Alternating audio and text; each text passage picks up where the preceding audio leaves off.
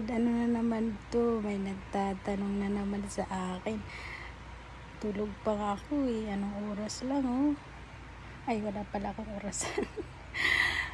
Alam nyo guys, sige na nga, magtanong na nga kayo. Sana kung ano yung nasa isip ko ay yun yung maitatanong nyo sa akin.